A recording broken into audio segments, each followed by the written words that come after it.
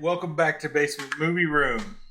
So we're on to our second review, and this one couldn't be much different than our first review. Yeah. And this one is the Australian horror film Talk to Me, which came out a few years ago. I think there's actually another movie from the same guys called Bring Her Back, which I've heard is really good, but we didn't watch that tonight. 2022. Yeah, and this is an A24 film, so you know you're getting some like auteur bullshit, obviously. So, Talk to Me opens with a pretty brutal scene, and we've got it on there on the screen right now, where this guy's looking for his brother. He finds his brother. His brother ends up stabbing him and then like literally planting the knife through his forehead. It's crazy. And spoilers for the movie, but this happens in like the first 3 minutes of the movie. I mean, it's literally less than 5 minutes into the movie this happens. And then we kind of jump away from that onto this these people that there's a African Australian person, I don't know, named Mia, indigenous people. Yeah, she looks like she's Aboriginal possibly, but so she's friends with this girl named Jade and her brother named Riley, who's like 14 years old, and they end up going to a party. Miranda Otto is also in this. Eowyn from Lord of the Rings, playing the mother of Jade and Riley, who are the other two pretty much main characters of this movie. So it's Mia, Jade, and Riley, and then Miranda Otto is kind of a main character in this movie as well as the mother. So we go over to them, and essentially they go to a party where they bring out this plaster looking hand, and this hand has some background. They've seen videos of it, like it causes like a possession or something of the people who use it. So essentially at this party, Mia decides to use this hand, and they say you can't, you grip the hand. It's a left hand, so you grip it with your left hand and you say talk to me. And when you say that, like a dead person appears in front of you. You're the only one who can see it if you're the one holding the hand, but everybody else is just kind of... You only got 90 seconds. Yeah, and you can only stand there 90 seconds or it's a problem. Yeah. So Mia is the first one to go at this party. She grabs onto the hand, says talk to me, and immediately sees this guy and like lets go, but then she goes back in and she sees this like really fucked up woman. Yeah. And they say that after you say talk to me, when you're holding that hand, you can say I let you in, and that essentially lets the dead person, the spirit, possess you. And you can only stay for 90 seconds, because if you don't, they can stay with you. So Mia grabs the hand.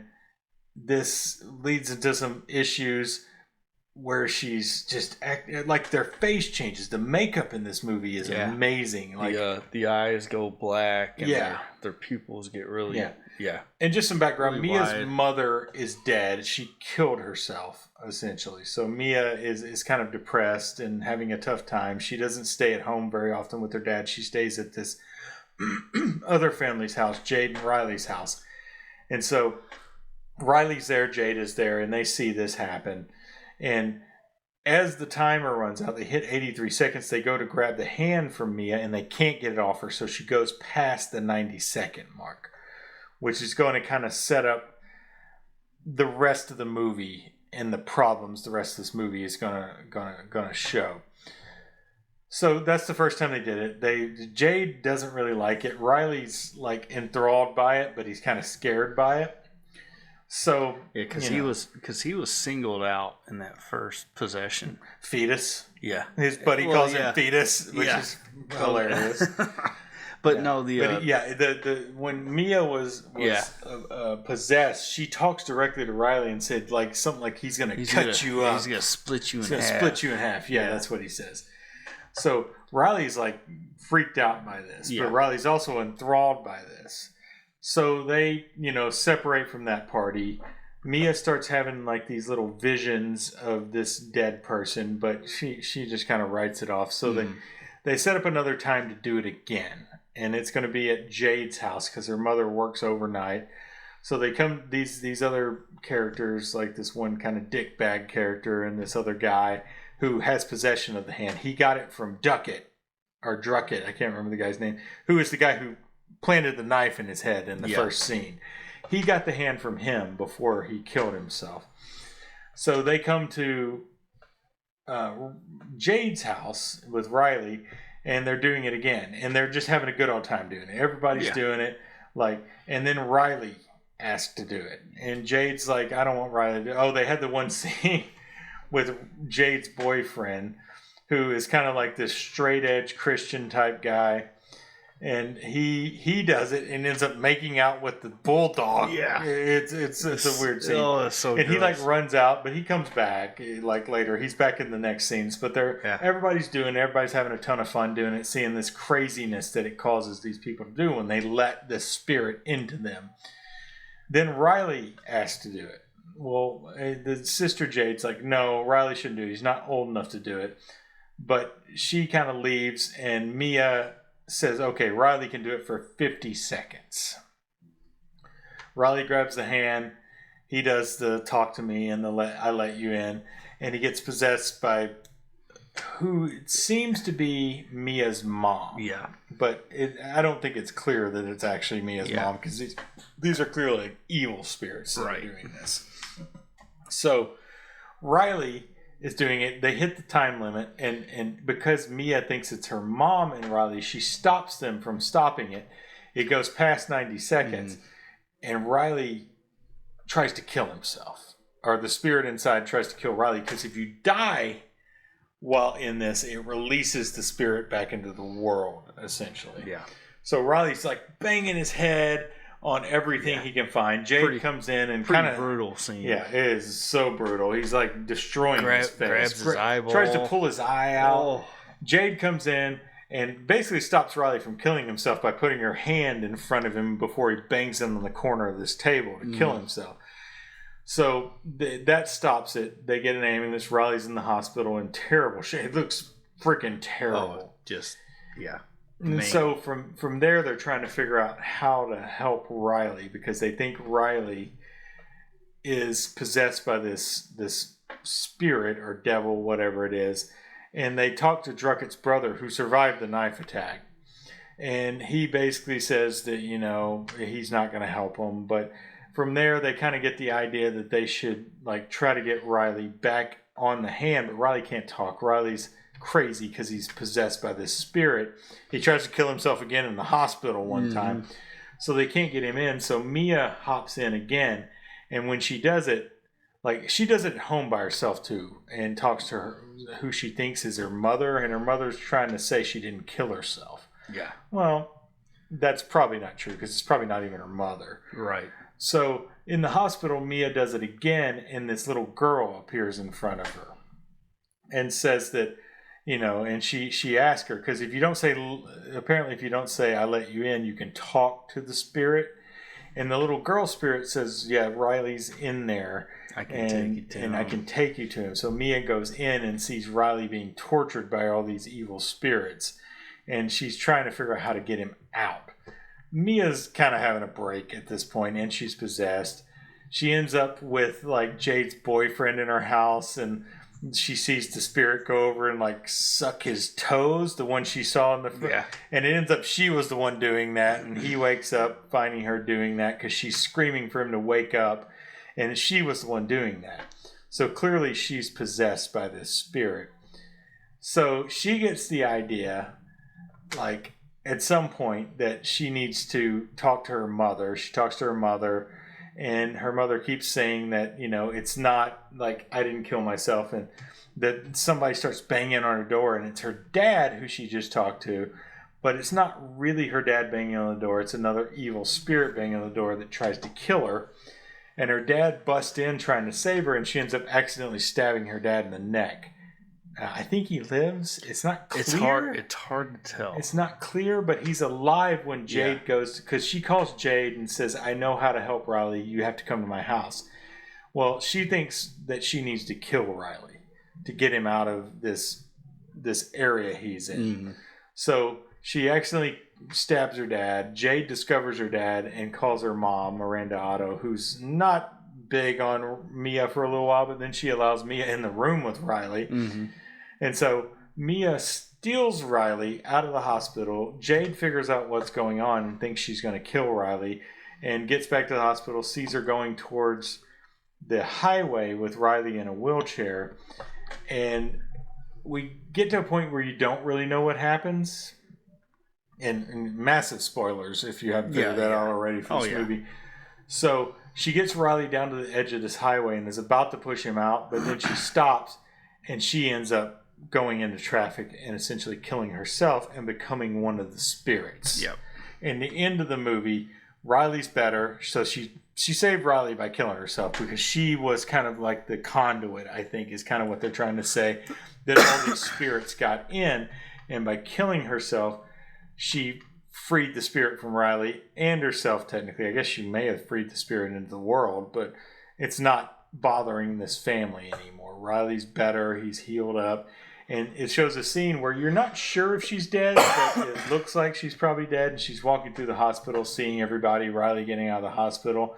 She's kind of unstuck in time, it seems like, because the time seems to have passed because Riley's healed up at that point.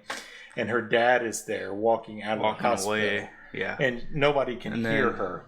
The old guy that was dying was just there sitting on the bed. And it looked like a nurse goes into that room with like new sheets and everything. Yeah. So it's clear that guy was gone too. So he was kind of like a spirit in the world as well. And then you get the last moment where everything goes black. And then she sees a hand reaching out of the darkness and goes and grabs it. And it's these Greek people using the hand, playing the game, and she's the spirit that was called in. So yeah, it's good. It's really good. Yeah. I'm gonna tell you though, you got to stick with it. Yeah, it's about 45 minutes of really slow building to these moments that are really more intense and important.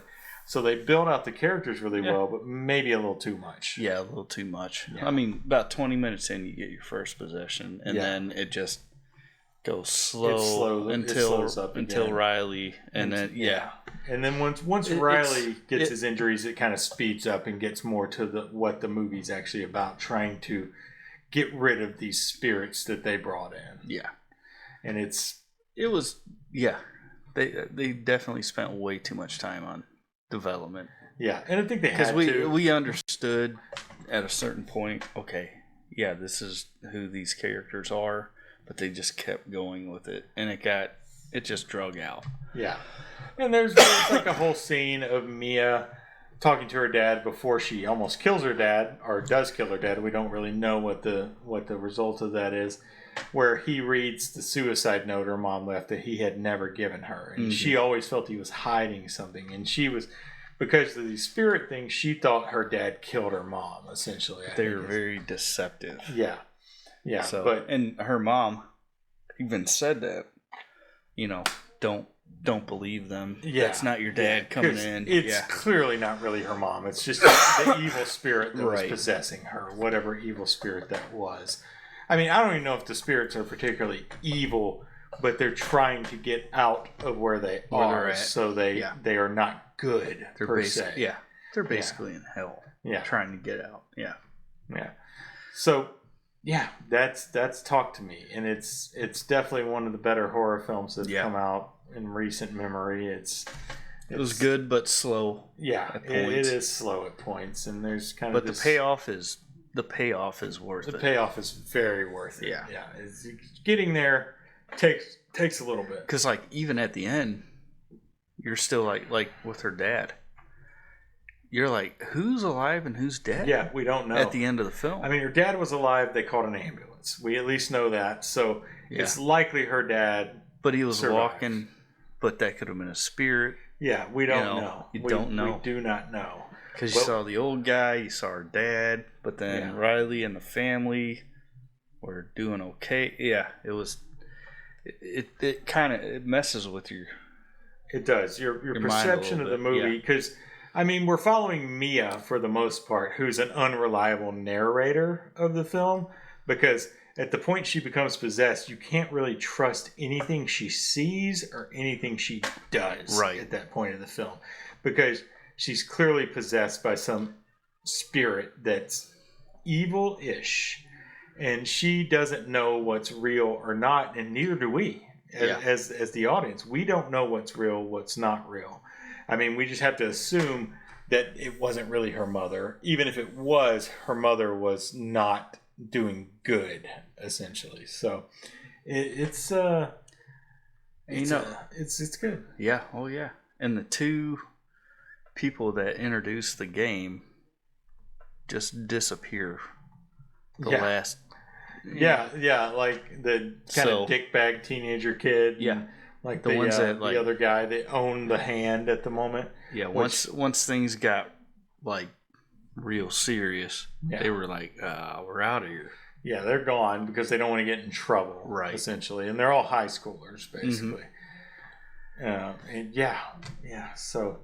I mean, music-wise, they're not really music to this movie. It's got like kind of a low-profile soundtrack outside of a couple of It's kind of how I-24 like there's some Sia and there's some licensed music in it. But yeah, as far as the score, it's just I mean, at the end, it has that little bit of score, but not much to it. There's a lot of misdirection in this movie. I mean, at the end, you don't know who died until you kind of get to the very end of the movie where it just kind of like, oh, well, she died and Riley's okay. And it all makes sense at that point. But like I said, you have an unreliable narrator from the point she essentially stays past 90 seconds inside the hand, whatever the hand is. And the hand is supposedly, they don't really know what it is, but it's supposedly some psychic or medium who died and they cut her hand off and plastered it into this thing. And there's all writing on it. I didn't read any of the writing, but clearly it's been passed around through a lot of different people. And you have to, I think you're supposed to understand that it always ends in tragedy for the groups that do it. That there's no good outcome from using this hand. And then, at the end, you got another group that's going to use this hand, and it's going to end in tragedy, most likely. But never shake with your left. Yeah, and essentially, you got to think that Mia is going to turn into one of these kind of evilish spirits because she wants to get out of limbo, is what they think these people are coming from, is limbo, which is, if you're religious or not, limbo isn't really a thing anymore. Like in the Catholic Church, they kind of did away with that, which is weird that they can just do away with something like that. So no purgatory? Yeah, it's not really a thing anymore. Really? Limbo purgatory is not really a thing just anymore. Making stuff up. Yeah, they just, it's like in Dogma where they say, what you hold true on earth, I will hold true in heaven.